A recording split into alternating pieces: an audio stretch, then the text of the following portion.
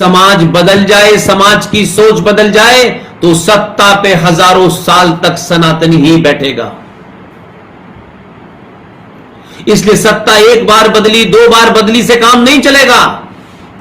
सत्ता भी बनाए रखना है और सत्ता को भी यह एहसास कराना है कि हमने आपको बदला है, सड़क बनाने के लिए नहीं बदला। हम बहुत लंबे समय से गड्ढों में रहते रहते आदी हो गए। ये सड़कें, ये सत्ता का परिवर्तन से, ये हवाई जहाज, ये विकास से हमारा सम्मान नहीं लौटने वाला। जो हजारों साल से तकलीफ हमारे पूर्वज, हमारे पिता माता, उनके पूर्वजों के अंदर जो एक दर्द है, जो हर्ट है, वो जनरेशन टू जनरेशन आगे चल रही है। आपके पास कुछ ना भी हो, ये भौतिक सुख की चीजें ना हो, मकान ना हो, तब भी आप, अगर आपका इतिहास, अगर आपके पूर्वज महान थे और इस बोध में है कि हां हमारे पूर्वज महान थे, तब भी आपको भूख लगने के बावजूद भी आपके अंदर एक ताकत होती है, एक शक्ति का संचार होता है। इसलिए आप हर संकट से लड़ लेते हैं। मगर आप सब कुछ है आपके पास, एक इंफिनिटी कॉम्प्लेक्स में जीने वाली कौम, एक कुंठाग्रस्त कौम कभी बहादुर नहीं बनती। वो समझौते करती है, जीने के नए नए रास्ते निकालकर समय तो काट लेती है। इसलिए कहीं कोई दंगाई, कोई जिहादी आपका घर जलाता है, आप वहां से भाग करके कहीं और चले जाते हैं। आपकी बेटी को उठा के ले जाता है, आप कंप्रोमाइज कर लेते हैं। आप प्रतिकार नहीं करते, न शब्दों से करते, न इंटेलेक्चुअली करते, न समाज में करते। आपको लगता है कि कहीं मुझसे कोई नाराज ना हो जाए। सनातनियों, तुम्हें कब से डर हो गया कि कोई व्यक्ति विशेष तुमसे नाराज हो ना हो? तुम उसकी चिंता करोगे जिसने तुम्हें पैदा किया है, वो तुमसे नाराज ना हो जाए। अगर तुम्हें उसकी नाराजगी की चिंता होगी तो दुनिया में कोई तुमसे नाराज हो जाए, उसका कोई फर्क नहीं पड़ सकता। इसलिए मैंने कहा कि आज मैं देखता हूं छोटी छोटी बात पर, नहीं साहब हमें ऐसा रहना है, ऐसा दिखना है, हमें ऐसा नहीं कहना, हमें फला करना है, मैं इसमें यकीन नहीं रखता।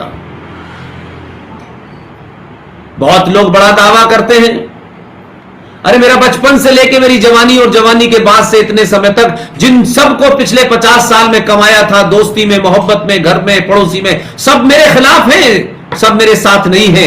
मैंने चिंता नहीं की। मैंने कहा कोई मेरे खिलाफ हो जाए, मुझे उसकी चिंता नहीं है, राष्ट्र मेरे साथ रहना चाहिए। एक दो लोगों से अपोलोजिस्टिक हो जाते हैं लोग, आप ऐसा बोलिए, ऐसा मत बोलिए, ऐसा करिए, वैसा करिए। मैं राजनीतिक व्यक्ति नहीं हूं, वोट बैंक की राजनीति करने नहीं आया हूं मैं। मुझे किसी को खुश नहीं करना है। जिसको मेरी बात अच्छी लगेगी वो जरूर खुश होगा, और जिसके मंसूबों को मैं कुठाराघात कर रहा हूं, जिनके मंसूबों को मैं एक्सपोज कर रहा हूं, उन्हें मैं नहीं अच्छा लगूंगा। उनके अच्छा लगने और नहीं लगने से मैंने जन्म नहीं लिया है। लिहाजा जब मैं इस बात की चिंता नहीं करता कि मुझे भाषा की शालीनता और शब्दों की मर्यादा के बीच में अपनी बात कहनी है, तथ्यों से कहनी है, पूरे जोर से कहनी है, पूरे यकीन से कहनी है, तो मुझे किसी की चिंता नहीं होती। इसलिए कपिल भाई ने जो काम किया है वो काबिले तारीफ काम है। मैं कपिल भाई को, उनकी टीम को और हजारों हजार संघ के कार्यकर्ता, हजारों हजार संघ के प्रचारक जो दुनिया भर में हिंदुत्व की और सनातन की रोशनी जगाने के लिए पीढ़ी दर पीढ़ी खप रही है, यह सिलसिला बंद नहीं होना चाहिए, यह सिलसिला चलते रहना चाहिए। जिस बुनियाद पे 1925 से हम चले थे, हमारे पूर्वज चले थे, यह यात्रा नहीं रुकनी है। इस यात्रा में रास्ता कैसा भी हो, रास्ते बदले जा सकते हैं, रास्तों से थोड़ा दाएं बाएं हुआ जा सकता है, लेकिन लक्ष्य नहीं बदलना चाहिए। आज पूरे देश में बहुत सारे लोग बोलते हैं, अपनी बात कहते हैं, हमसे भी पूछते हैं, हम भी खुलेआम कहते हैं। भाई, बहुत लोगों ने कहा हमारे जीवन के 12 साल पाकिस्तान की नौकरी करने में कटे, लेकिन सवाल खड़ा हुआ कि पाकिस्तान नौकरी करने वैसे ही गए थे जैसे बीबीसी में नौकरी करते थे। लेकिन हमारे विरोधियों ने, जब हमने पाकिस्तान नौकरी की, तो बहुत सारे वो लोग जो बड़े अल्ट्रा अपने आप को बहुत महान कहते हैं, उन्होंने तब भी हमारे ऊपर आरोप लगाया कि आप तो आईएसआई के एजेंट हैं। हमने कहा आईएसआई के एजेंट हैं और आपके पास खबर है, तो आपको किसी ने रोका है इस देश में पुलिस के पास जाके बताने के लिए? लेकिन वो अपने अल्टीरियस मोटिव के लिए ये आरोप लगाते हैं, किसी का कद छोटा ना हो जाए, कहीं हमसे बड़ा ना बन जाए।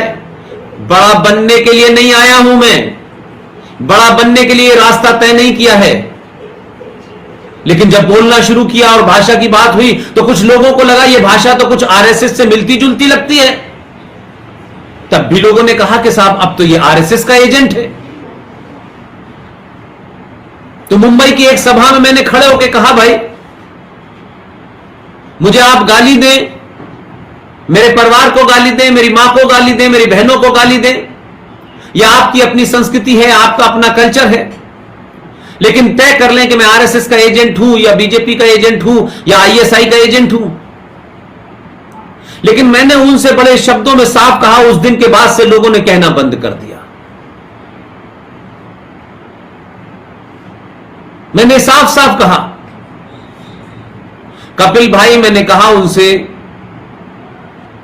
आरएसएस के बारे में मुझे शायद बहुत ज्यादा जानकारी नहीं है, जितनी है उतने से ही मैं संतुष्ट हूं।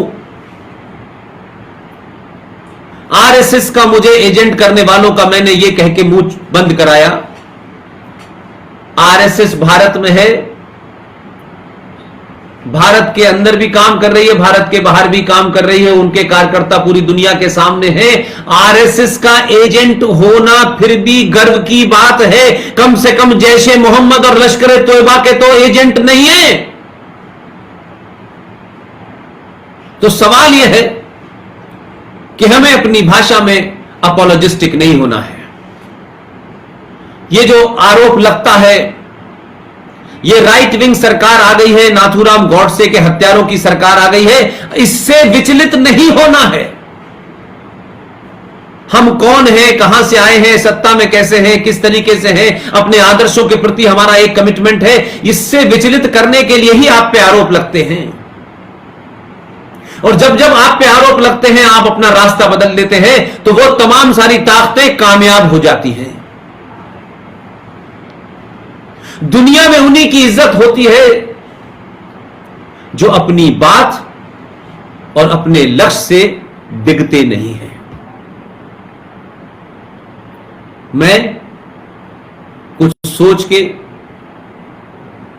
कुछ समझ करके इस रास्ते पे चला हूं। मेरा बार बार कहना है कि जब तक मेरी सांस चल रही है, तब तक बिना किसी हिचक के, हिचकिचाहट के, इन धमकियों के बीच भी यह यात्रा रुकने वाली नहीं है। लोग सवाल उठाते हैं मुझसे, राजीव दीक्षित जी कैसे चले गए, कमलेश तिवारी कैसे चले गए। मैंने कहा मैं नहीं जानता उन विचारों के बारे में, न किसी से मिला हूं, न मैंने किसी को देखा है। जिस जमाने वो थे उस जमाने में पत्रकारिता में था। लेकिन एक सवाल पूछता हूं मैं, ये हमारे समाज की जिम्मेदारी है